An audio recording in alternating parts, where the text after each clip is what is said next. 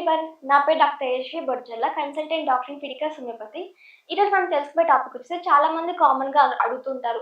Madam మాకు ఇలా 2, 3 times abortions అయ్యాయి. మళ్ళీ ఇలా పిల్లలు కలగడం ఈజీ అవుతుందా? లేదంటే ఆ ప్రెగ్నెన్సీ వస్తుందా రాదా? అసలు ఎందుకు ఇలా ప్రెగ్నెన్సీ లాస్ అవుతుందని కామన్‌గా అడుగుతుంటారు. మేజర్ వాళ్ళ పేరెంట్స్ కానివ్వండి, లేదంటే ఆ కపుల్స్ కానివ్వండి. అలా చాలా మంది కామన్‌గా ఫేస్ చేస్తున్న ప్రాబ్లమే.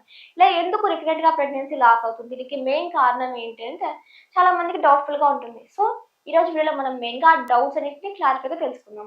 సాధారణంగా మెడికల్ టెర్మినాలజీలో ఇలా ప్రెగ్నెన్సీ లాస్ అవ్వడాన్ని మిస్‌క్యారేజ్ అని కామన్‌గా అంటుంటాం. ఇది కొంతమంది రిపీటెడ్‌గా అవుతూ ఉంటుంది. ఎప్పుడు అంటే ఈ ప్రెగ్నెన్సీ లాస్ అనేది అంటే లెస్ దాన్ 20 వీక్స్ అంటే ముందుగా ఒకవేళ ప్రెగ్నెన్సీ వచ్చి లెస్ దాన్ 20 వీక్స్ కంటే వాళ్ళకి బేబీ అబార్ట్ అవ్వడం జరిగినట్టయితే దాన్ని మిస్‌క్యారేజ్ కింద కన్సిడర్ చేస్తుంటాం. మోర్ దాన్ 3 టైమ్స్ అయితే దాన్ని రిపీటెడ్ మిస్‌క్యారేజెస్ అని కామన్‌గా అంటుంటాం. అంటే ఎవ్రీ టైమ్ వాళ్ళకి థర్డ్ మంత్ లోపలే లేదంటే 20 వీక్స్ లోపలే వాళ్ళకి ప్రెగ్నెన్సీ లాస్ అనేది కామన్‌గా కనిపిస్తూ ఉంటుంది. అలాంటి కేసెస్ రిపీటెడ్ ప్రెగ్నెన్సీ కిందకి కన్సిడర్ చేస్తూ ఉంటాం. ఎందుకు ఇలా ప్రెగ్నెన్సీ లాస్ అవుతుంది? అసలు ఏమైనా ప్రాబ్లమ్ ఉందా? లేదంటే మదర్‌లో ప్రాబ్లమ్ ఉందా? లేదంటే ఫాదర్‌లో ప్రాబ్లమ్ ఉందా? అని చెప్పేసి మనం రూల్ ఔట్ చేసుకుంటూ ఉండాలి. మెయిన్‌గా ఫీమేల్ కిందకొచ్చినట్లయితే వాళ్ళకేదైనా జెనెటిక్ అబ్నార్మాలిటీస్ ఏదైనా ఉండొచ్చు. అంటే జన్యుపరంగా ఏదైనా లోపం ఉండొచ్చు. లేదంటే వంశపారంగా ఏదైనా డిసీజెస్ పాస్ అవుతూ ఉండొచ్చు వాళ్ళు. అలాంటి కండిషన్స్‌లో ఉన్న వాళ్ళకి కూడా ఈ రిపీటెడ్ ప్రెగ్నెన్సీ లాస్ అనేది కామన్‌గా ఫేస్ చేస్తూ ఉంటారు. దీని తర్వాత వాళ్ళకి బ్లీడింగ్ డిసార్డర్స్ అంటాం. అంటే బ్లీడింగ్ డిసార్డర్స్ అంటే కొంతమందికి బేబీ ఫార్మ్ అయినాక ప్లాసెంటా ఫార్మ్ అవుతుంది. ఆ ప్లాసెంటాకి సరిగ్గా బ్లడ్ సప్లై అందకపోవడం వల్ల బేబీ చనిపోవడం కానివ్వండి, లేదంటే వాళ్ళలో ఏదైనా బ్లడ్ డిసార్డర్స్ కానివ్వండి, ఇలా బ్లడ్ డిసార్డర్స్‌తో ఉన్నప్పుడు లేదంటే కొయాగులేషన్ డిసార్డర్స్ అంటాం కామన్‌గా. ఇలాంటి డిసార్డర్స్ ఏదైనా ఉన్నప్పుడు కూడా వాళ్ళకి ఆ రిపీటెడ్ ప్రెగ్నెన్సీ లాస్ కామన్‌గా చూస్తూ ఉంటాం. దీని తర్వాత మెయిన్‌గా వచ్చేసి సర్వైకల్ ఇన్‌కాంపిటెన్స్ అంటాం. అంటే నార్మల్‌గా ప్రెగ్నెన్సీ ఫార్మ్ అయిన తర్వాత సర్విక్స్ అనేది క్లోజ్డ్ స్టేట్‌లో ఉంటుంది. ఈ ఇన్‌కాంపిటెన్స్ అంటే సడెన్‌గా ఓపెన్ అవ్వడం వల్ల ఆ ఏదైతే ప్రెగ్నెన్సీ బేబీ ఫార్మ్ అయ్యిందో ఆ బేబీ బయటకొచ్చేలాగా ఈ ఇన్‌కాంపిటెన్స్ వల్ల క్రియేట్ అవుతూ ఉంటుంది. దాంతో పాటుగా వాళ్ళకేమైనా సర్వైకల్ ఇన్ఫెక్షన్స్ కానివ్వండి, మెయిన్‌గా టార్చ్ ఇన్ఫెక్షన్స్ అంటుంటాం. ఈ టార్చ్ ఇన్ఫెక్షన్స్ అంటే టాబూబాక్టోసిస్ కానివ్వండి, రుబెల్లా కానివ్వండి, క్లైమీడియా కానివ్వండి, హిస్టోప్లాస్మా బ్యాక్టీరియా కానీ ఇలా ఎలాంటి ఇన్ఫెక్షన్స్ అయినా కూడా వాటన్నిటి వల్ల కూడా వాళ్ళకి ఎర్లీగా ప్రెగ్నెన్సీ లాస్ అయ్యే అవకాశం ఉంటుంది. మెయిన్‌గా ప్రీవియస్‌లీ వాళ్ళకేదో ఇన్ఫెక్షన్స్ అయి ఉండొచ్చు. లేదంటే వెజనల్ ఇన్ఫెక్షన్స్ కానివ్వండి. మోస్ట్‌లీ వెజనల్ ఇన్ఫెక్షన్ ద్వారా ప్రెగ్నెన్సీ లాస్ అవ్వదు. బట్ సర్వైకల్ ఇన్ఫెక్షన్స్ వల్ల లేదంటే గర్భాశయ ఇన్ఫెక్షన్స్, పీఐడీ ఇన్ఫెక్షన్స్ వల్ల ఇలాంటి కండిషన్స్ వల్ల వాళ్ళకి రిపీటెడ్‌గా ప్రెగ్నెన్సీ లాస్ కామన్‌గా చూస్తుంది. దీని తర్వాత కామన్‌గా ఫేస్ చేసే ప్రాబ్లమ్ ఏంటంటే యూట్రైన్ అబ్నార్మాలిటీస్ అంటాం. అంటే యూట్రైన్ అనామలీస్ అంటాం. అంటే గర్భాశయంలోనే ప్రాబ్లమ్ ఉన్నట్టు స్పెర్మ్ హెల్తీగా ఉంటుంది. ఇతర హార్మోన్స్ అన్నీ యాక్టివ్‌గా ఉంటాయి. బట్ వాళ్ళకి గర్భాశయంలో ప్రాబ్లమ్ ఉండడం వల్లే ప్రెగ్నెన్సీ లాస్ అవుతుంటుంది. ఎలాంటి ప్రాబ్లమ్స్ ఉంటాయి మెయిన్‌గా? సెప్టెడ్ యూటరస్ అంటాం. అంటే గర్భాశయంలో ఏదైనా అడ్డుగోడలు ఏర్పడినా కానివ్వండి, అంటే ఫైబ్రాయిడ్స్ ఉండనివ్వండి, లేదంటే గర్భాశయంలో ఇన్ఫెక్షన్స్ అంటే పీఏడీ గాని, లేదంటే అలా స్కార్ టిష్యూస్ అలా ఏర్పడుతుంటాయి లోపల. లేదంటే కొంతమందికి గర్భాశయం చిన్న సైజులో ఉంటుంది. లేదంటే వాళ్ళు ఎలా ఉంటదంటే కొంతమందికి ఒక గర్భాశయం లోపల లైనింగ్ పల్చగా ఏర్పడుతూ ఉంటుంది. ఇలా పల్చగా ఏర్పడినప్పుడు ఇంప్లాంటేషన్ పర్ఫెక్ట్‌గా జరగదు. ప్రాపర్‌గా ఇంప్లాంటేషన్ జరగకపోవడం వల్ల కొంచెం సివియర్‌గా స్ట్రెస్ వల్ల కానివ్వండి, లేదంటే బ్లడ్ సప్లై తక్కువైపోవడం వల్ల కానీ ఎర్లీగా ప్రెగ్నెన్సీ లాస్‌ని వాళ్ళు చూస్తూ ఉంటారు.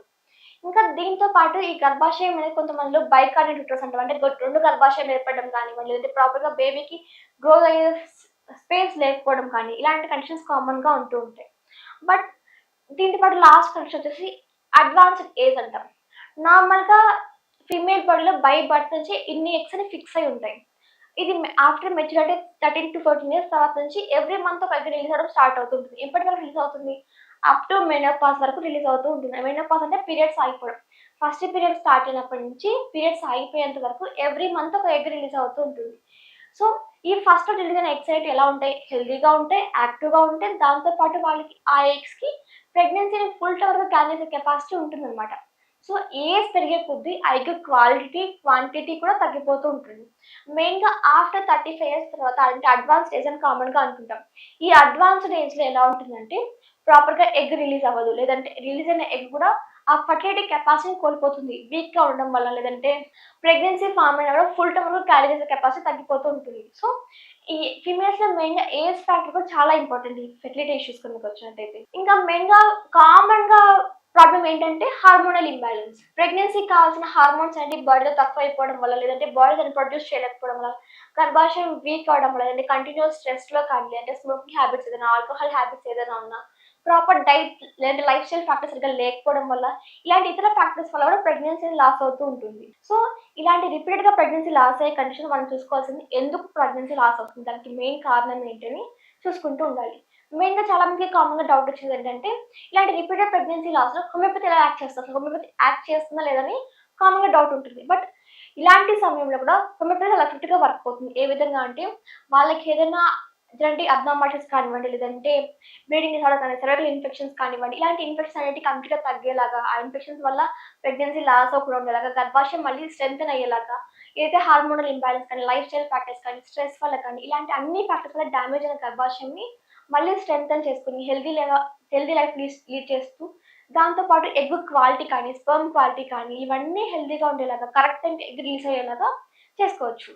ఇంకా ఏవైతే రిటర్న్ అబ్నార్మాలిటీస్ ఉంటాయో, ఇది ఇది సర్జికల్ కేసెస్ అని చెప్పుకుంటాం. బట్ ఇలాంటి కొన్ని కండిషన్స్ మటుకు హోమియోపతిలో క్యూర్ చేసుకోవచ్చు. మెయిన్‌గా ఈ స్మాల్ యూటరస్ కానివ్వండి, లేదంటే ఇలాంటి కండిషన్స్ క్యూర్ చేసుకోవచ్చు. బట్ కొ ఇలాంటి రిపీటెడ్ మిస్‌క్యారేజ్ కండిషన్స్‌లో కూడా హోమియోపతి స్కోప్ చాలా ఉంటుంది. మెయిన్‌గా విత్ సపోర్టివ్ ట్రీట్మెంట్‌తో పాటు ఈ హోమియోపతి యూజ్ చేసినట్టయితే వాళ్ళకి హార్మోనల్ ఇంబాలెన్స్ అవ్వకుండా ప్రెగ్నెన్సీ హెల్తీగా ఫార్మ్ అయ్యేలాగా, లేదంటే ఆ ప్రెగ్నెన్సీలో ఎలాంటి కాంప్లికేషన్స్ రాకుండా బేబీ మదర్ హెల్తీగా ఉండేలాగా చూసుకోవచ్చు.